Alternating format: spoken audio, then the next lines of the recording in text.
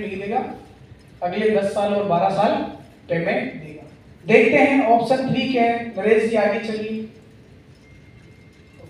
Option 3 और 3 के अंदर आपको जो बेनिफिट मिलने वाला है वो बेनिफिट क्या मिलने वाला है? Guaranteed life long income eight fixed rate. 116 साल की एज तक आपको पेंशन आएगी। किस एज तक?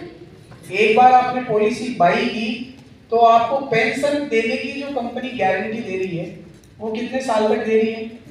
116 साल तक। हो सकता है आज एज उसकी 50 साल है, आज से 30 साल के बाद लाइफ एक्सपेक्टेंसी इतनी हो जाएगी, 100 साल आदमी जी, मेडिकल साइंस इतना डेवलप हो जाए तो पेंशन तो आएगी ना।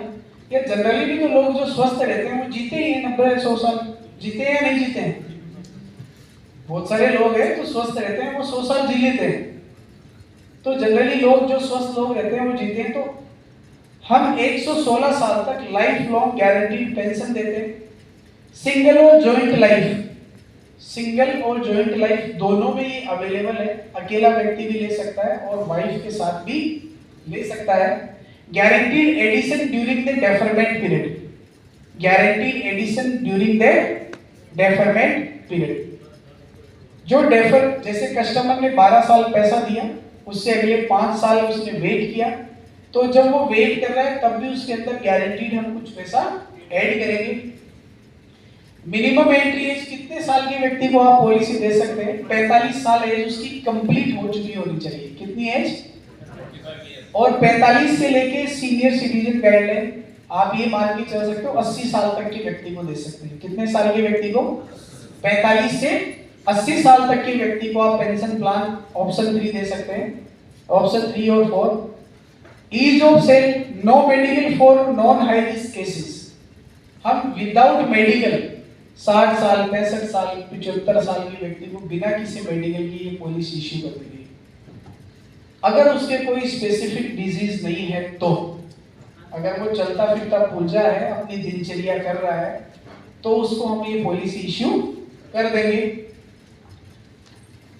ऑप्शन पेमेंट प्रीमियम के ऑप्शन हमारे पास सिंगल, रेगुलर और लिमिटेड है। Deferment of annuity to a future date, वो अपने हिसाब से डिसाइड कर सकता है कि प्रीमियम देने के बाद उसको कब से पेंशन चाहिए। तो ये इस पॉलिसी के कुछ यूनिक फीचर हैं। आगे चलिए।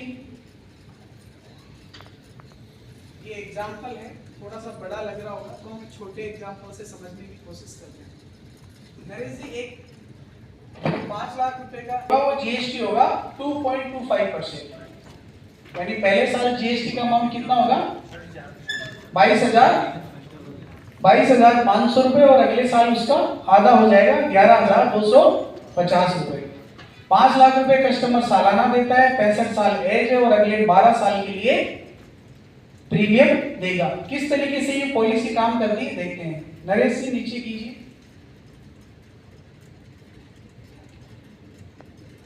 और नीचे कीजिए,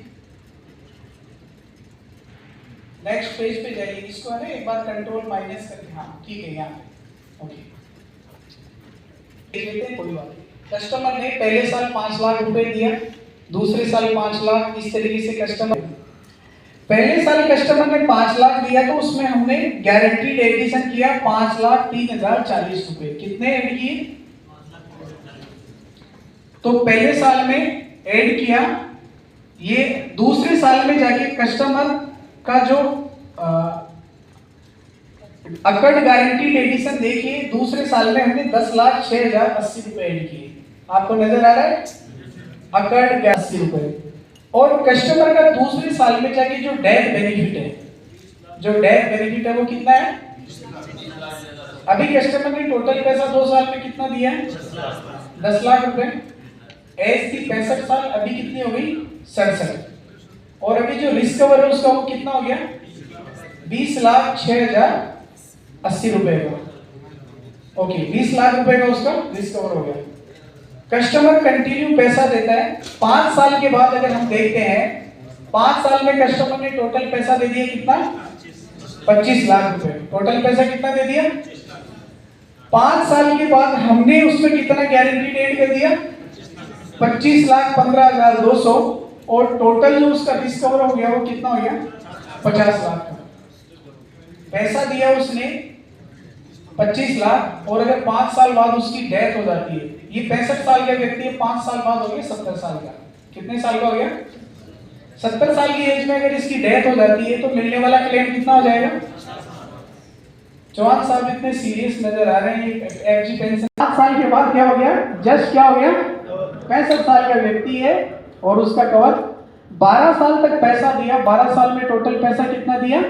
60 लाख के बाद, और टोटल जो कवर है वो कितना हो गया? 1,20,36,480 रुपए। 12 साल बाद ये जो 65 साल का व्यक्ति था वो कितने साल का हो गया? 77 साल का। कितने साल का? अच्छा, इसकी जो संभावनाएं हैं, अभी इसकी तो पेंशन लेने की संभावना है वो कितनी है? मैं मरने की बात नहीं कर रहा, मैं तो पेंशन लेने की बात कर रहा हूं। ईयर ऑन ईयर दिया और उसमें हमने गारंटीड एडिशन 60,36,480 रुपए का कर दिया, और उसका रिस्क कवर कितना हो गया? 1 करोड़। अभी हमने 5 साल का उसमें डेफरमेंट हो दे दिया। हम चाहते हैं कि उसका रिस्क कवर और ज्यादा बढ़े। हम क्या चाहते हैं? अभी कस्टमर को पैसा नहीं देना है, कस्टमर को पैसा नहीं देना है, लेकिन हमने क्या कर दिया उसमें, उसके अंदर हमने क्या कर दिया? डेफरमेंट दे दिया कि 5 साल कस्टमर पैसा क्या बढ़ना चाहिए? 5 साल में उसका रिस्क कवर बढ़ के आप देखिए 17वें साल में जाके हमने टोटल उसको 85,51,680 रुपीज ऐड कर दिया, तो टोटल रिस्क कवर क्या हो गया? 1,45,51,680 रुपए। टोटल रिस्क कवर कितना हो गया? कस्टमर ने दिया 12 साल में 60 लाख, टोटल जो रिस्क कवर हो गया वो कितना हो गया? 1,45,00,000। 82 साल। अभी 82 साल की एज में अब इसको हम क्या कह रहे हैं कि भैया पेंशन ले। अब पहली बात तो ये है कि आज इंडिया में एवरेज एज ही 70 साल है सर्वाइवल की। एवरेज एज क्या है? तो ज्यादा संभावना ये है कि यहां तक जाने से पहले क्या होगा? तो जो इन्वेस्टमेंट था, बीमा किस लिए ले रहा है? बीमा लेने का पर्पज क्या है? कि जो मैं इन्वेस्ट कर रहा हूं उसके बदले में मुझे मल्टीपल होके पैसा मिले मेरी फैमिली को। बीमा लेने का पर्पज क्या है? और आने वाला सारा का सारा पैसा क्या हो? Tax free. तो यहाँ पे लगभग 3 गुना पैसा किया जा सकता है। अगर अब भी वो जीवित है तो उसको हम 18वें साल से 5,03,040 रुपए की पेंशन देना स्टार्ट कर देंगे। अगले 8 साल के बाद देखते हैं, 18 के बाद 26 साल, नरेश जी थोड़ा सा नीचे कीजिए, 26 साल, वो 90 साल का हो गया। कितने साल का हो गया? और अगर 26 साल में हम जाके देखते हैं तो 1 करोड़ रुपए अभी क्या है? डेथ बेनिफिट है। 90 साल की उम्र में भी फैमिली को हम 1 करोड़ रुपए डेथ बेनिफिट देने के लिए तैयार है। जब तक वो जिएगा उसको पेंशन आती रहेगी, जब भी वो मरेगा तो उसको मिनिमम साइड 60 लाख रुपए से कम डेथ बेनिफिट कभी भी नहीं मिलेगा। चाहे वो 115 साल की एज में मरे, फैमिली को 60 लाख रुपए मिनिमम साइड मिलेगा ही मिलेगा। क्लियर है? अब बहुत सारे सवाल लोगों के दिमाग में होंगे, तो एक अगर पहले आपके सवाल है तो आपके सवाल ले लेते हैं, फिर वो चीज और आपको बताते हैं। तो पहले तो आपको कैसा लगा ये पेंशन प्लान? हाँ जी, खास बात इसकी ये है, मोनोपोली क्या है, यूनिकनेस क्या है, ये सिर्फ हम ही बेचते हैं। आज की डेट में किसी भी कंपनी के पास ये प्रोडक्ट ही नहीं है। आज की डेट में पहले बजाज के पास था, उसने हटा लिया, मैक्स के पास था, उसने भी हटा लिया, जो गाइडलाइन चेंज होगी उसकी वजह से IRDAI की, और अभी ICICI के पास था, उसने भी क्विट हो गई वो भी। तो अभी बचे कुचे जो है वो मार्केट में कौन है? सिर्फ टाटा। अब जो माल आपके पास और किसी के पास है ही नहीं, तो कंपटीशन में कौन आपके? कोई नहीं। और पहले जब था तब भी जो रिटर्न था वो आप ही का सबसे ज्यादा था। अभी इसको भी मैं आपको दिखाऊंगा। तो इसको देख के आप लोगों के दिमाग में कुछ सवाल जरूर आए होंगे मेरे ख्याल से, क्योंकि आप भी तो कस्टमर हैं। यस और नो? कस्टमर है ना? तो एज ए कस्टमर आपके दिमाग में क्या क्या सवाल आए? जो भी सवाल